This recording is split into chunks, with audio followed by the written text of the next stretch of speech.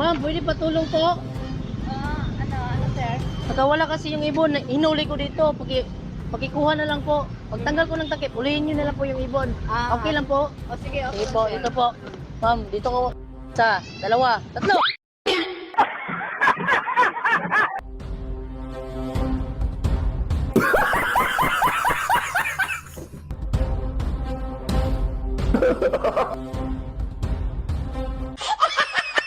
Tulungan niya ko. Merong ibon dito.